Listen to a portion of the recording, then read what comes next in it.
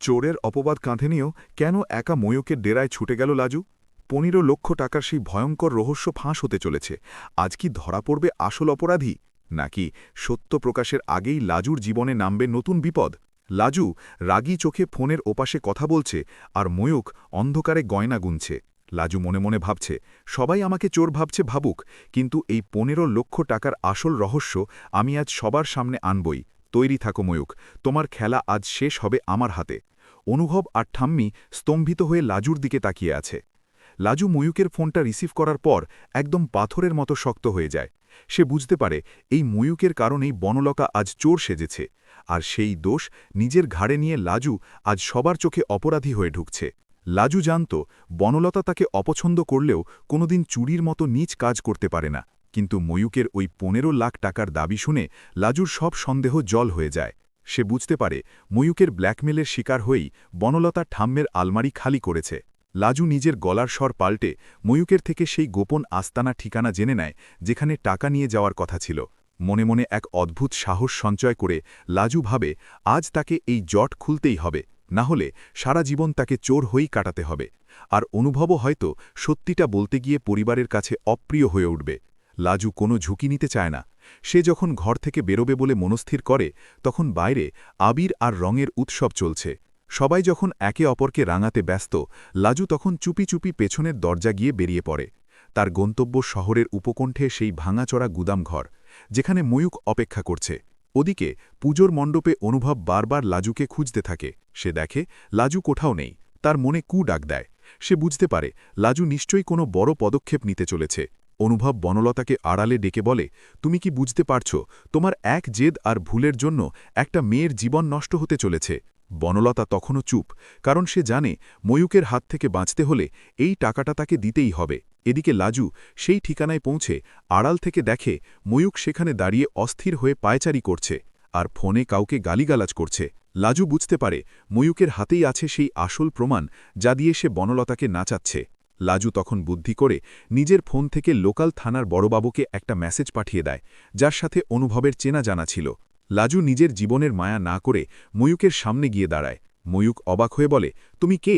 বনলতা কোথায়? লাজু তীক্ষ্ণ স্বরে বলে, বনলতা আসবে না, কারণ তার পাপের ঘড়া পূর্ণ হয়ে গেছে। আর তুমি যে তাকে ভয় দেখিয়ে টাকা নিচ্ছ, তার সব প্রমাণ এখন আমার কাছে। ময়ূক খিক খিক করে হেসে বলে, একটা পুচকে মেয়ে আমাকে ভয় দেখাচ্ছে? যা, এখান থেকে না হলে তোকেও শেষ করে দেব।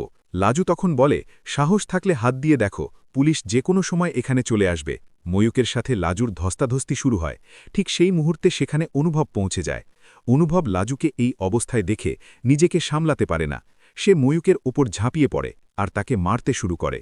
পুলিশ এসে ময়ূককে গ্রেপ্তার করে, আর ময়ূকের ব্যাগ থেকে উদ্ধার হয় ঠাম্মির সেই চুরি যাওয়া গয়না আর নগদ টাকা। অনুভব লাজুকে জড়িয়ে ধরে বলে, তুমি কেন একা আসতে গেলে? যদি তোমার কিছু হয়ে যেত? লাজু কেঁদে ফেলে বলে, আমি শুরু চেয়েছিলাম আমাদের পরিবারটা যেন কলঙ্কিত না হয়।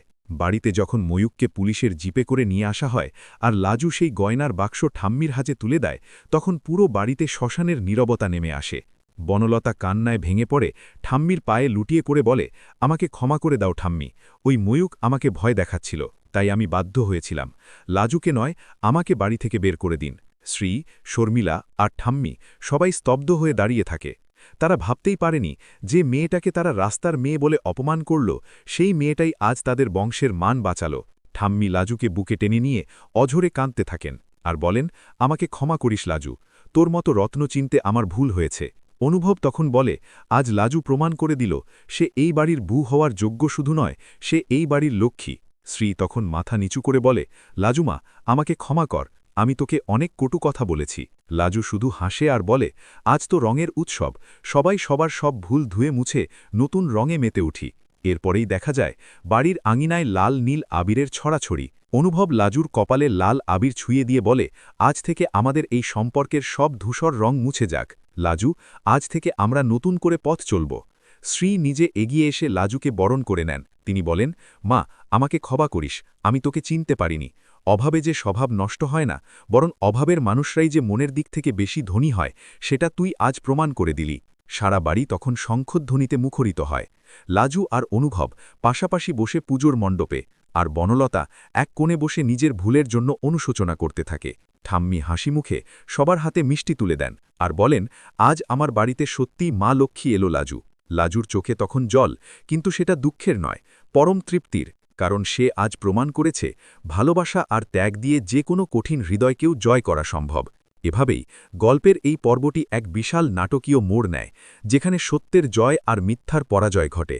দর্শকরা দেখতে পায় লাজু আর অনুভবের এক অনন্য রসায়ন, যা আগামী দিনে তাদের জীবনকে আরও মধুময় করে তুলবে।